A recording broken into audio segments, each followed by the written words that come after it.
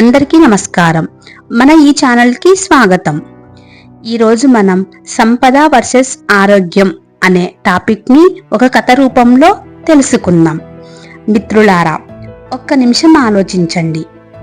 మీ దగ్గర కోట్ల ఆస్తి ఉంది, విలాసవంతమైన కార్లు ఉన్నాయి, రాజభవనం లాంటి ఇల్లు ఉంది.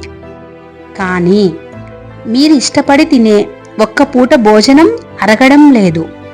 పట్టు పరుపు మీద పడుకున్నా నిద్ర పట్టడం లేదు. అప్పుడు ఆ ఆస్తి వల్ల మీకు ఏం లాభం? మనం డబ్బు సంపాదించే వేటలో పడి ఆ డబ్బును అనుభవించాల్సిన శరీరాన్ని మర్చిపోతున్నాం. ఈరోజు నేను చెప్పబోయే రాజవర్ధన్ కథ వింటే మీ ఆలోచన విధానం ఖచ్చితంగా మారుతుంది. ఇది కేవలం కథ మాత్రమే కాదు, మీ జీవితాన్ని మార్చే ఒక అద్భుత ప్రయాణం. చివరి వరకు చూడండి, ఎందుకంటే ఈ ప్రయాణం ముగిసేసరికి మీరు ఒక కొత్త మనిషిగా మారబోతున్నారు. వీడియోలోకి వెళ్లే ముందు మీలో ఎంతమంది ఆరోగ్యమే నిజమైన సంపద అని నమ్ముతారో వాళ్ళందరూ ఇప్పుడే ఈ వీడియోని లైక్ చేయండి. ఆరోగ్యమే నిజమైన సంపద అని కామెంట్ కూడా చేయండి. మీరు లైక్ చేస్తేనే ఇలాంటి మరిన్ని మంచి వీడియోలు చేయడానికి నాకు బలం వస్తుంది. ఒక అందమైన గ్రామంలో రాజవర్ధన్ అనే యువకుడు ఉండేవాడు. అతను పుట్టిందే బంగారు చెంచాతో. ఆస్తిపాస్తులకు కొదవలేదు.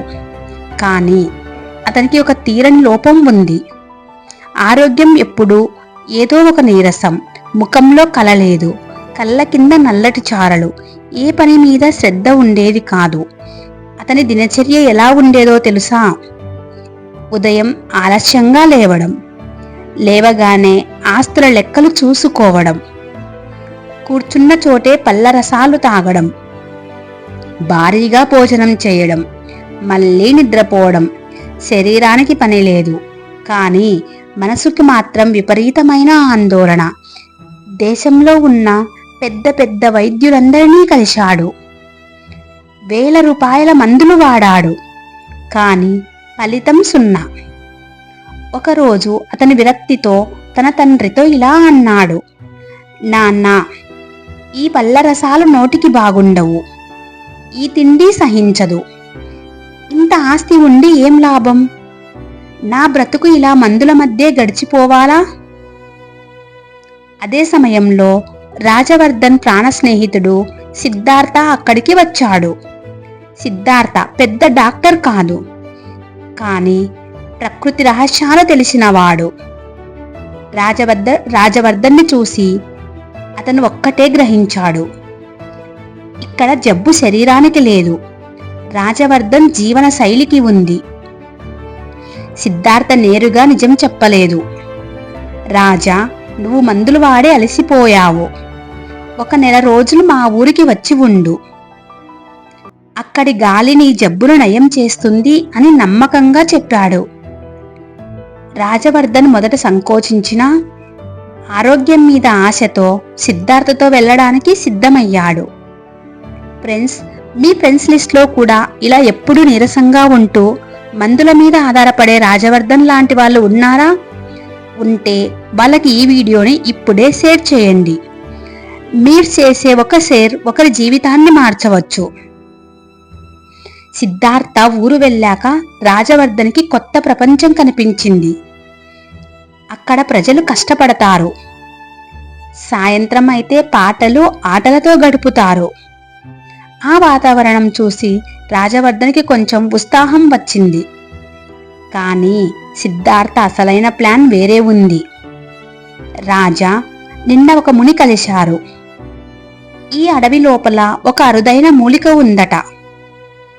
అది తింటే నీ జబ్బు మటుమాయం అవుతుంది. కానీ అది నువ్వే వెళ్ళి తెచ్చుకోవాలి అన్నాడు సిద్ధార్థ. ఆరోగ్యం కోసం రాజవర్ధన్ అడవి బాట పట్టాడు. మైళ్ళ దూరం నడక, రాళ్ళు, రప్పలు, ఎత్తుపల్లాలు.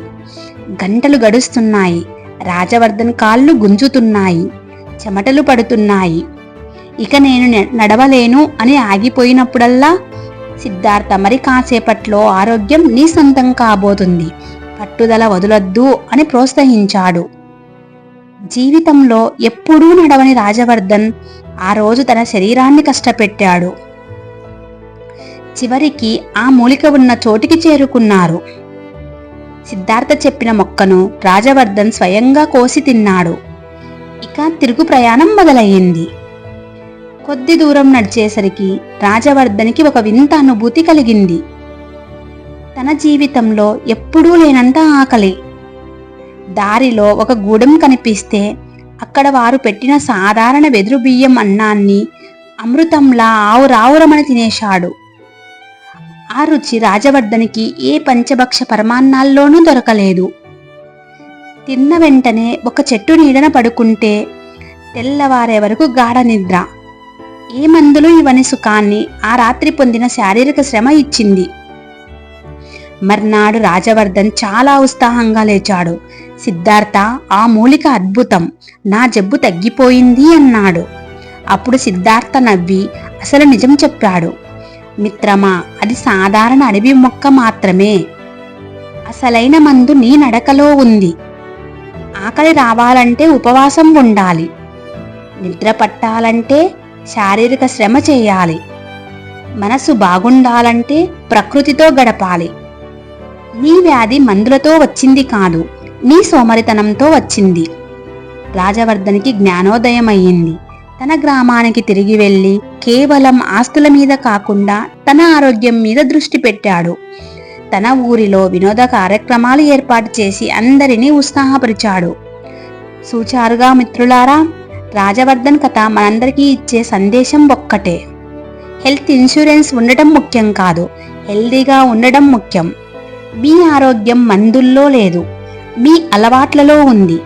మీరు కూడా ఈ రోజు నుంచి మీ ఆరోగ్యం కోసం చేయబోయే ఒక చిన్న మార్పు ఏంటి కామెంట్లో తెలియజేయండి. ఈ కథ మీకు నచ్చితే ఆరోగ్యమే మహాభాగ్యం అని టైప్ చేయండి. ఇలాంటి మరిన్ని ఇంట్రెస్టింగ్ మరియు మనసును తాకే లైఫ్ లెసన్స్ కోసం మన ఛానల్ని ఇప్పుడే సబ్స్క్రైబ్ చేసుకోండి. ప్లీజ్ ఈ వీడియోని లైక్ చేసి షేర్ చేయండి. ఛానల్ని సబ్స్క్రైబ్ చేయండి. ఇలాంటి మరిన్ని మంచి మంచి వీడియోలతో మళ్ళీ కలుస్తాను. అంతవరకు సెలవు. ధన్యవాదాలు.